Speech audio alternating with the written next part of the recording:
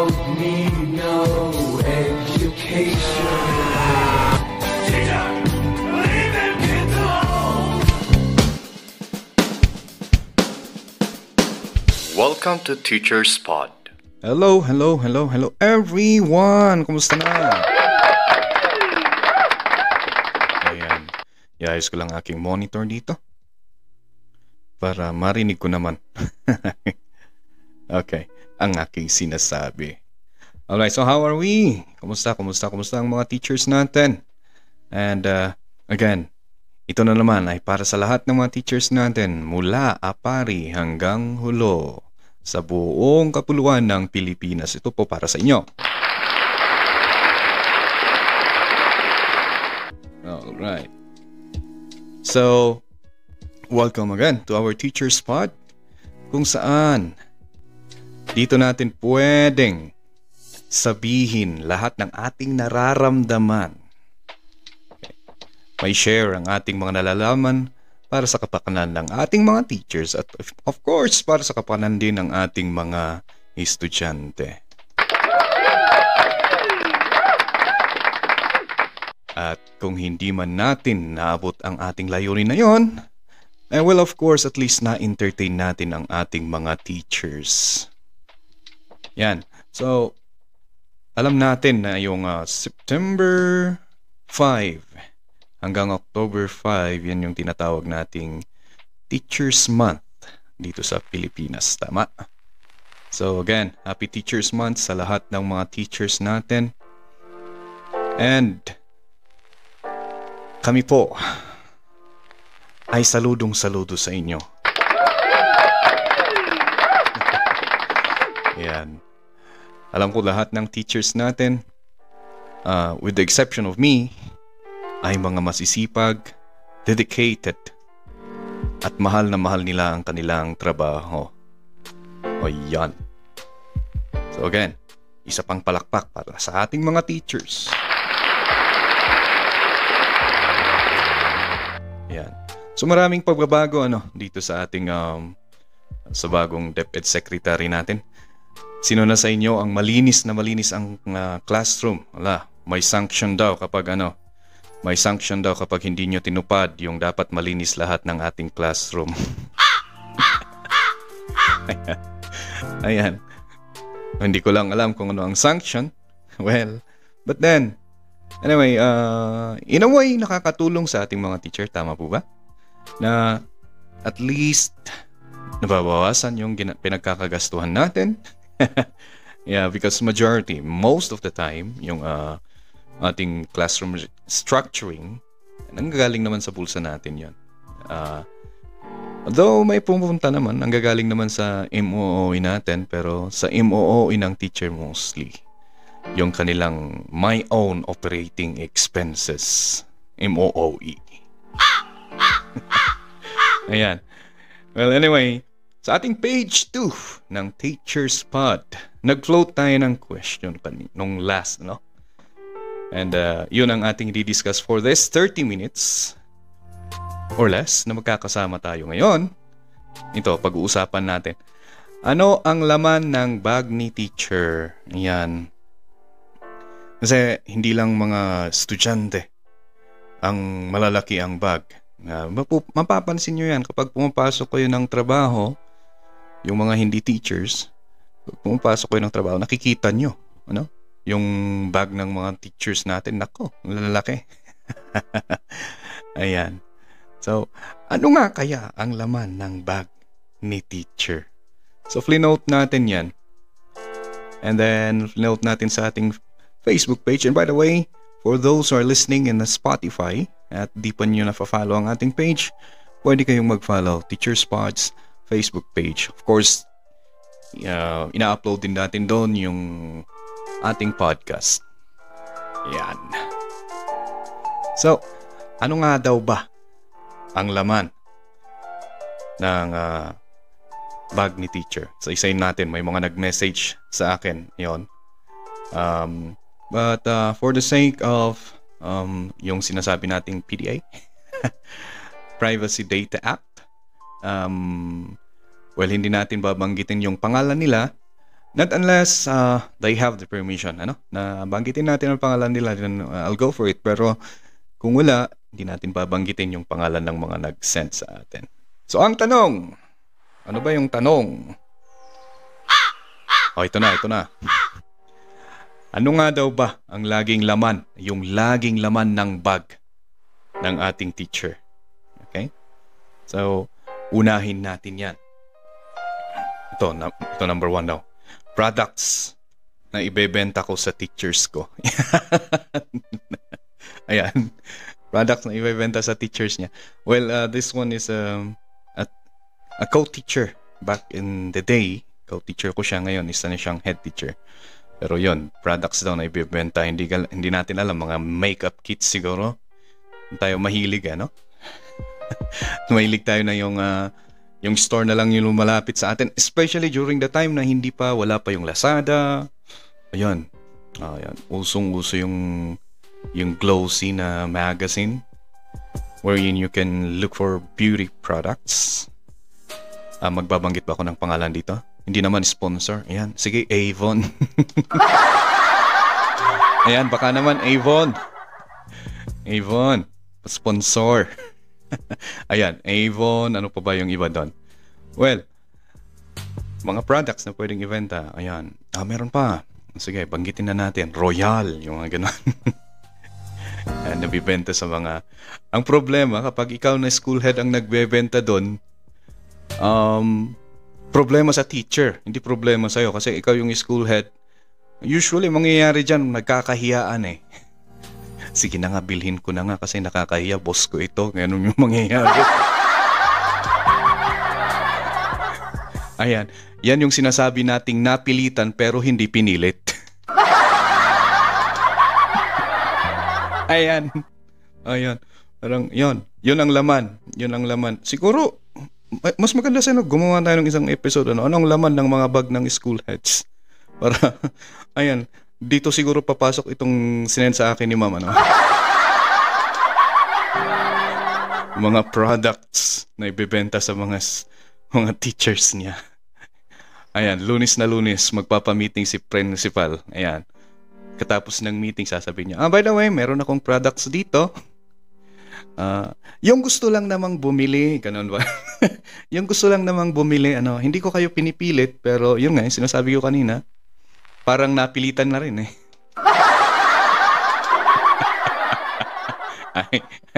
Ay, ma'am. Joke lang. Again, this Teacher's podcast is just for an entertainment. Yeah? Ayan, so mga products.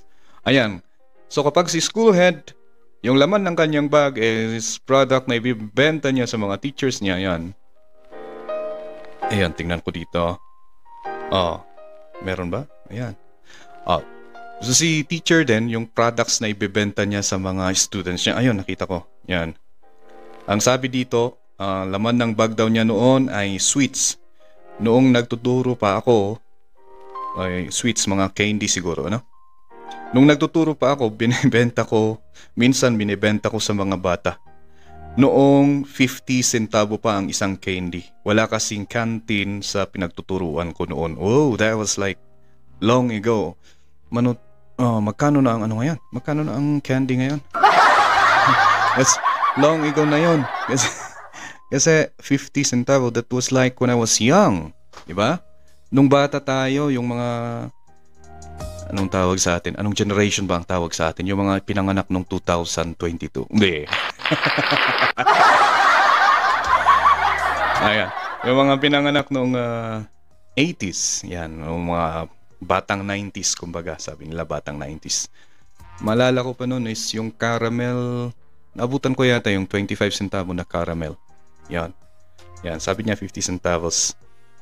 Malala ko rin yung teacher namin, parang gano'n din. Ng candy.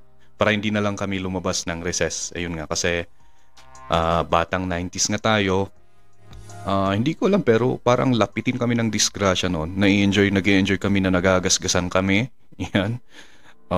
Normal na sa aming mga bata noon yung umakyat katapos nahulog. Yan. Yan yung problema ng teacher namin noon. Kaya sabi niya, one time, naalala ko, grade 2 yata kami.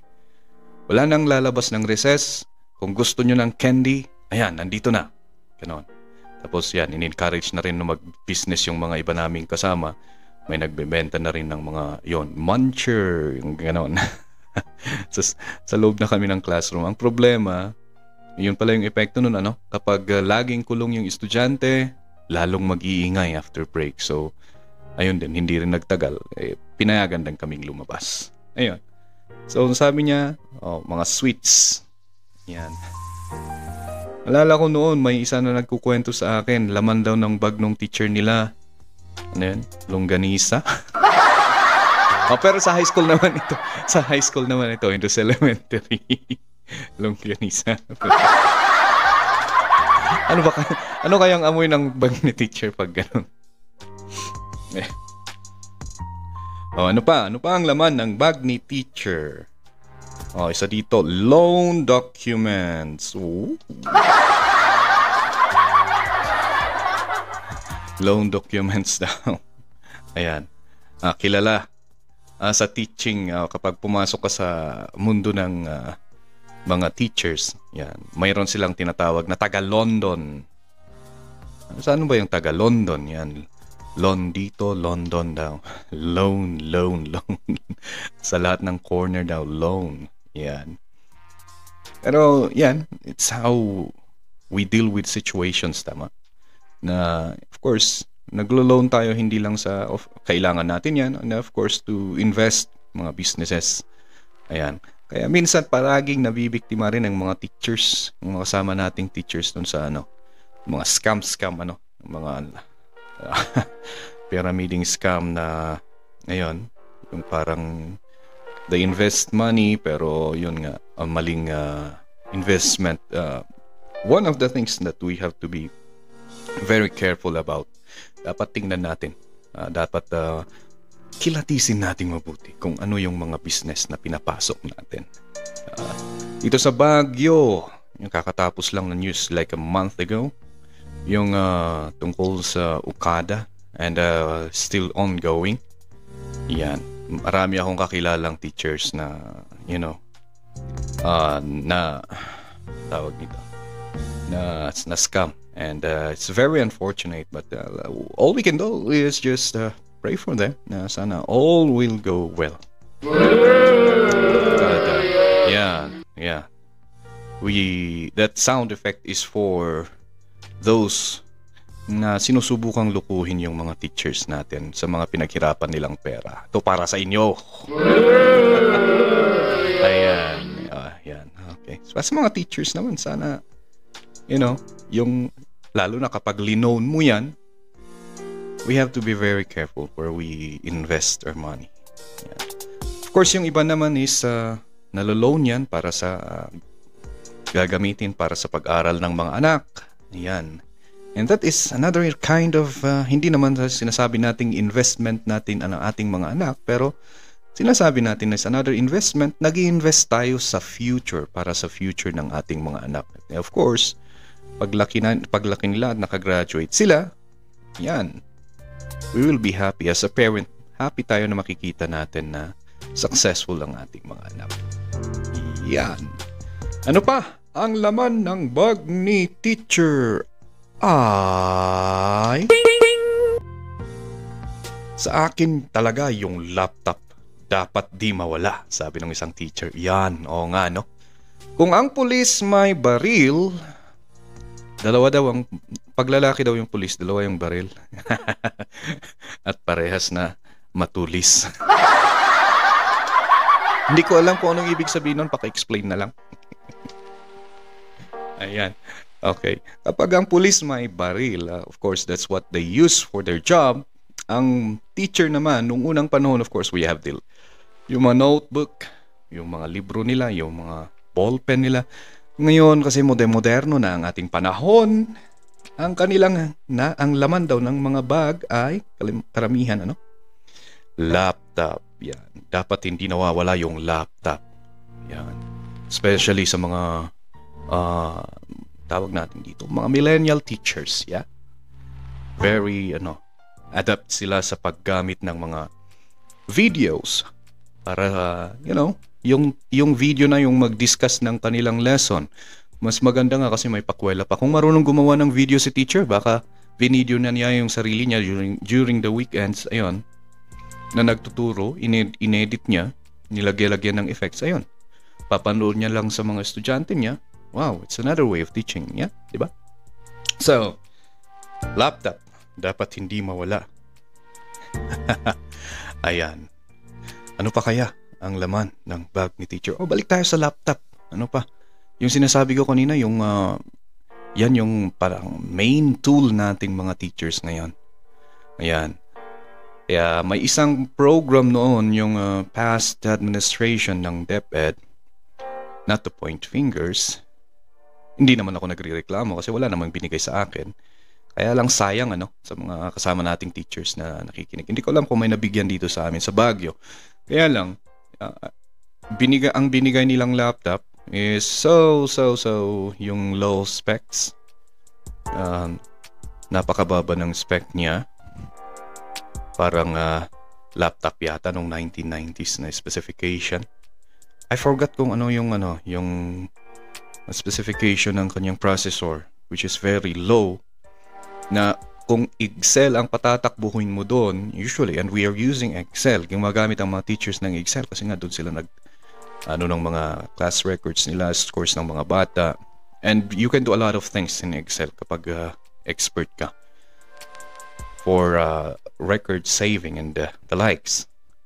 Kapag mabigat na yung Excel, mga 1 MB na, wala na, hindi na kayang buksan. And kapag naman mabigat naman na yung sa Word documents, pag naglalagay sila ng pictures doon, pag mabigat na yun, hindi kaya ng buksan ng DepEd laptop na yon, that it cost around 60,000. If I'm not mistaken, I forgot. I followed the investigation, kaya lang hindi ko na naalala kung ano yung tagal na. Pero still, lahat tayo sana dapat hindi natin nakakalimutan yun, yung mga kalukuhan nila. So that at least maituro din natin sa mga bata to be very mindful when we are the one, or when they are the one choosing the leaders that will be leading our country. Kasi yan, laptop. Hindi ko alam kung paano napunta yung laptop dun sa political issues, Ayan, nagkawendang-wendang na. Yan, ano pa? May isang dito. Laptop at mga paperworks na kung minsan inuuwi ko para di rin. Pero, yan, ulitin ko ito. Laptop at mga paperworks. So, katulad ng isang teacher natin. Okay, paperworks daw na minsan inuuwi. Pero, di rin na-check. Yan. At ma'am, dahil parehas tayo, ito para sa'yo.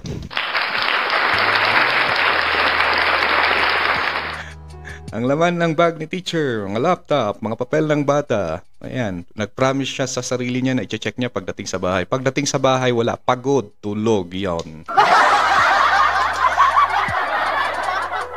At nagkataon, ma'am, ganun din ang nangyayari sa akin. Yan. So,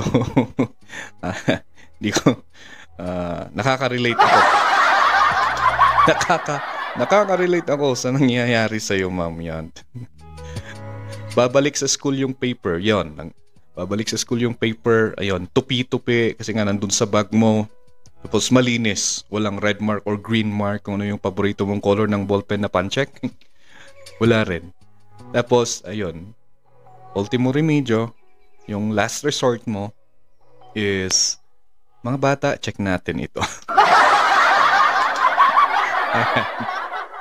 Ayan. Especially sa mga married teachers,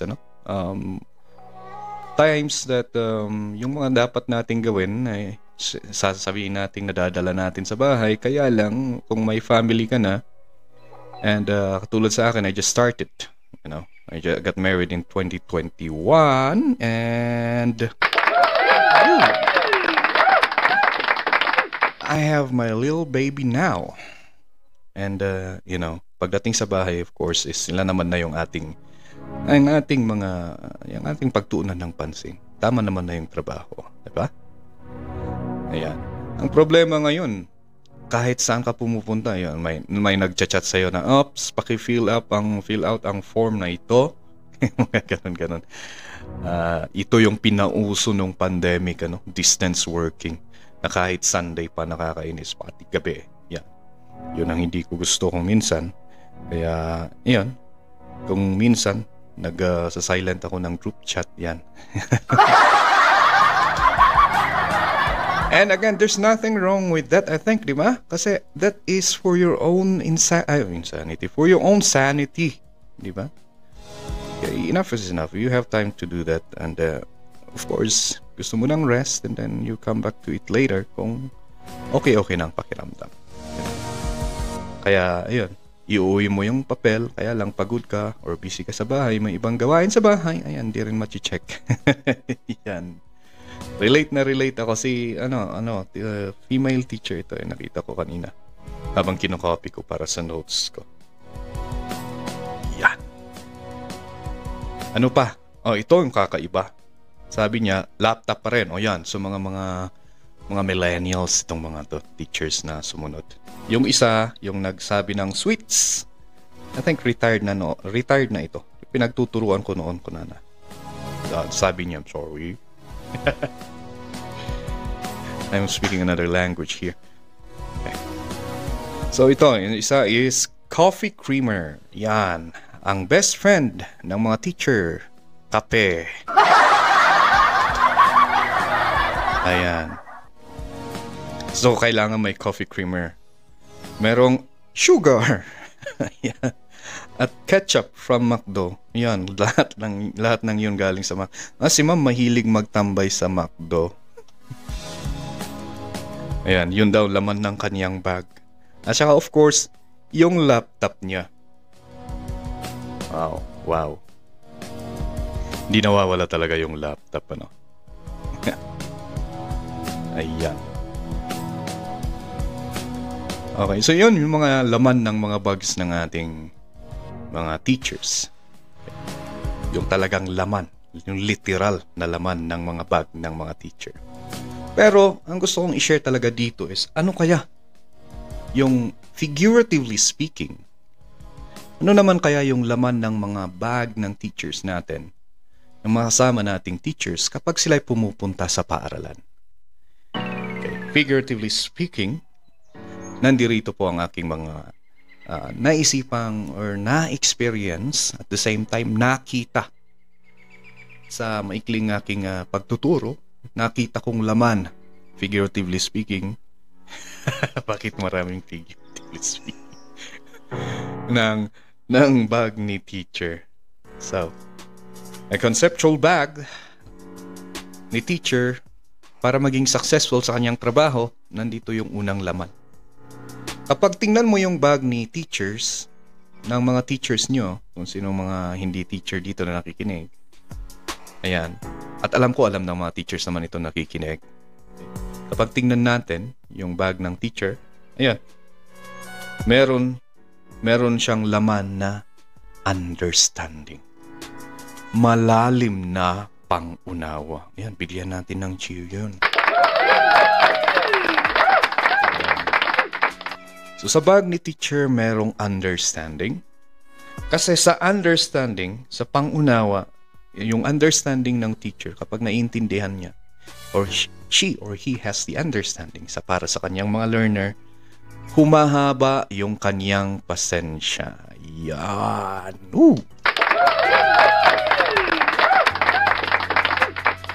Pag may understanding si teacher, hahaba ang kanyang pasensya. And kapag may understanding, okay, ang pangunawa ni teacher, doon din nagkakaroon ng empathy. Yan. Ilalagay niya yung kanyang sarili sa sitwasyon ng mga estudyante niya. Yung problema natin ngayon, di ko alam kung problema ng lahat ito, but I would suppose it is. Nasa grade 6 na, yung mga ganon, non-reader.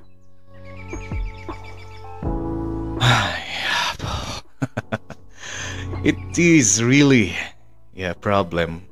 And we have to, kailangan natin ng malalim na pangunawa, deep understanding. We have to understand. And, through understanding, our patience grows. Sabi nga nila. Kaya pag binuksan ni teacher ang kanyang bag, pag nandun na siya sa school, yan ang number 1 na nandun. Tama? Tama ba? Tama? Tama!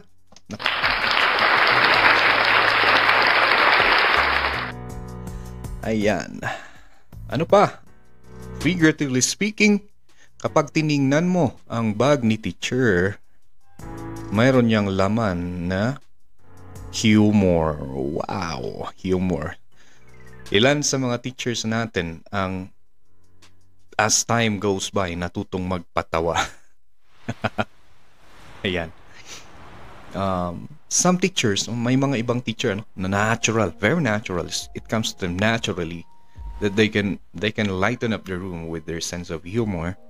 Ang iba naman talagang kakapain pa. Ang sa akin naman, iba kasi yung sense of humor ko. Medyo hindi siya pang bata. Kaya medyo minsan sumasablay ako. Nakakatakot din. Baka makapagsabi ako ng hindi maganda, ayan, isumbong tuloy. Yan, yari ako. Sigurado tulfo ang bagsak ko. Kaya, yun. Pero yung humor kasi, sa mga kasama nating mga hindi teachers, kapag mahirap yung klase natin or medyo tense, it will lighten up the situation. Isang bagay na napaka-importante dito is kapag na-ease up yung situation sa classroom, nagiging tulay para hindi na nagkakahiyaan. Sa halimbawa, let's just say, sa English or sa math, kapag tense yung situation, yung mga bata makikita mo takot ding magsalita, takot ding magkamali. But if we add some humor para maging light yung situation, there are times na break yung barrier for them to ask question. Yeah. And asking question is where learning will start. Tama? Tama.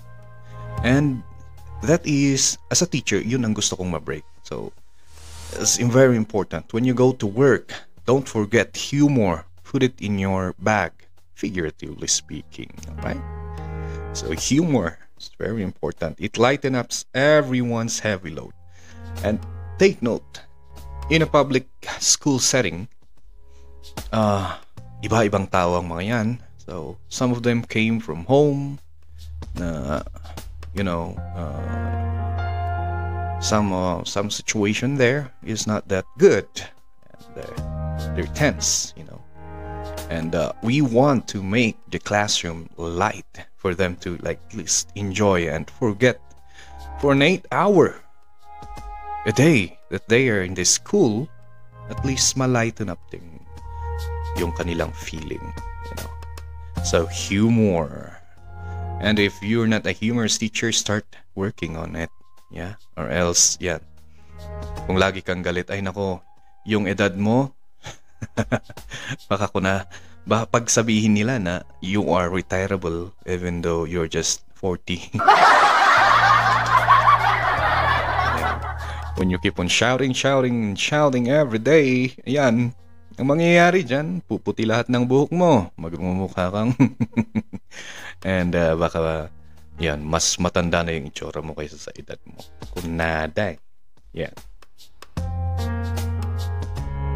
Ano pa ang laman or dapat ilagay ni teacher sa kanyang bag? Figuratively speaking.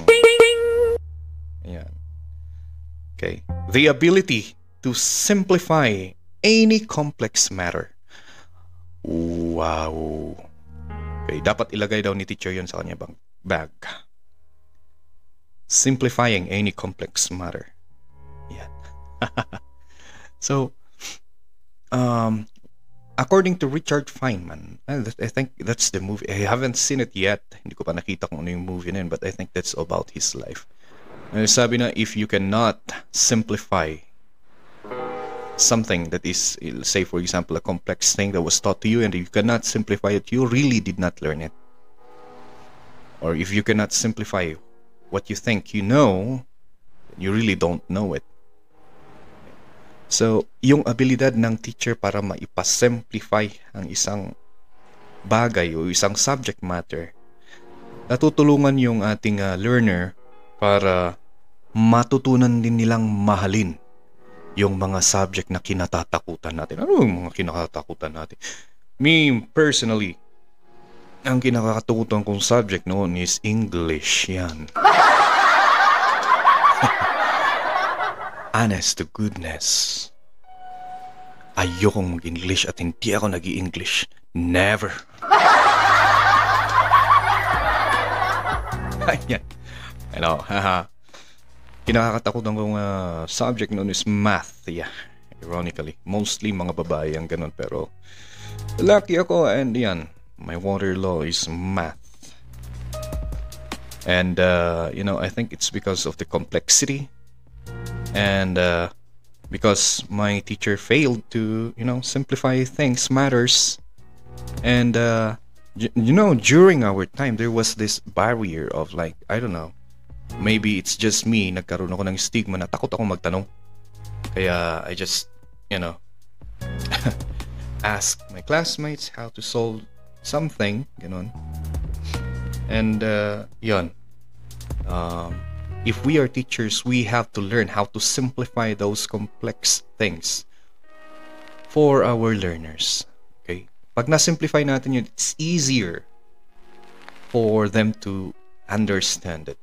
One of the thing, because I only started loving math when I was in college, one of the thing na tinuro sa amin ng aming professor is that when we're teaching math, we're teaching two things.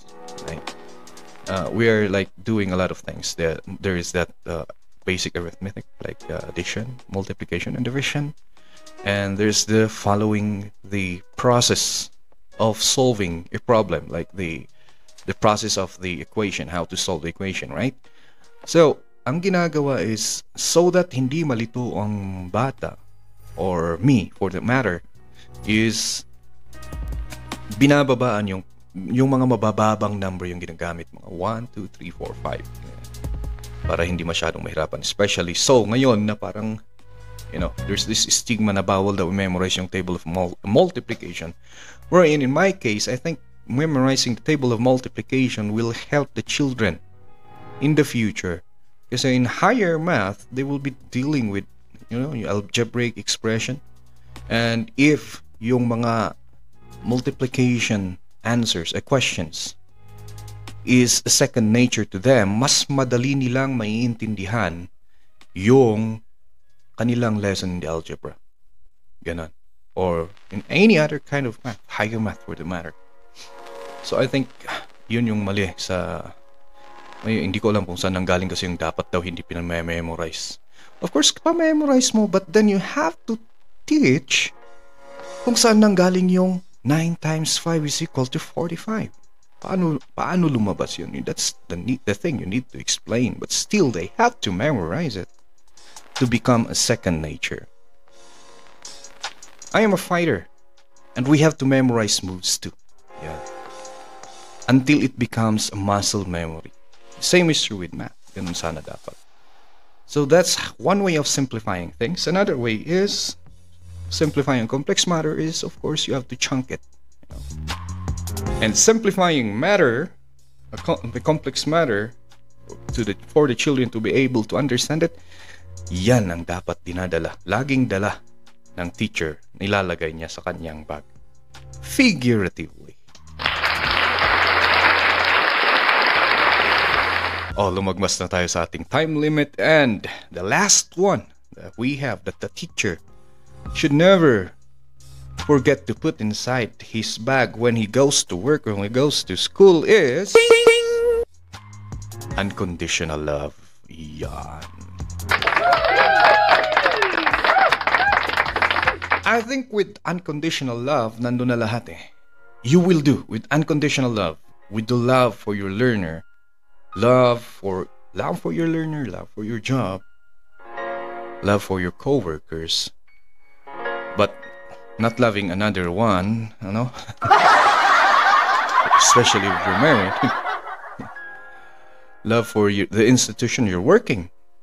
Okay, the love for your work, love for your learners, that will bind all those other things that I said before. And at the same time, dun din manggagaling, from the unconditional love, dun din manggagaling yung understanding mo, yung humor mo, yung wittiness mo, making things simple, you know, and other good traits that can help you teach. So that will all come if you have unconditional love. Diba? Yeah. So figuratively speaking, yun yung mga dala ng teacher sa kanyang bag kapag pumupunta siya sa work. But sometimes, okay, kagaya na lahat, sa mga nakikinig na hindi teachers, okay, wag sana nating kalimutan na yung mga teachers ay mga tao rin. Tama? And kapag tao lang ang mga teachers, of course, nagkakamali rin yung mga yan. Kung minsan, kaya ni ma'am, yung ma'am na nagsabi na dapat nandun lagi yung laptop sa kanyang bag, minsan nakakalimutan niyang dalhin yung kanyang laptop. Tama ba ako, madam? Tama? Siguro, Sigurado. Yan. Minsan nakakalimutan niyang dalhin yung kanyang laptop. Minsan yung iniuwi ni teacher na mga papers to check, nilapag niya sa lamesa. Dadalhin niya sana sa school, nakalimutan niya. Minsan yung mga laman ng bags ng mga teachers when they go to school, is nakakalimutan nila. And nakakalimutan din nilang ilagay sometimes the understanding, the humor, those things that we talked about figuratively. And of course, we have to understand, ang teachers natin ay mga tao lang. Nagkakamali din. Okay? And of course, we should understand that. And of course, we should be ready to forgive also. Like I said, ang mga teachers natin ay tao lang. Nagkakamali. Nakakalimutan nilang dalhin kung ano yung dapat nilang dalhin sa school pag pupunta sila para mag-work. And, a good relationship always comes through forgiving. Yeah. So kapag nakalimutan ni teacher natin ang mga dapat niyang dalhin pag pupunta ng school, ayan, dapat sana we are willing to forgive. Tama ba? Alright, so once again, that's it for page 2. And I'll be seeing you again next week for page 3.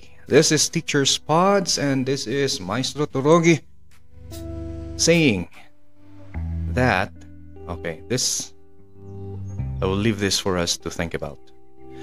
Those who are good at teaching, teach.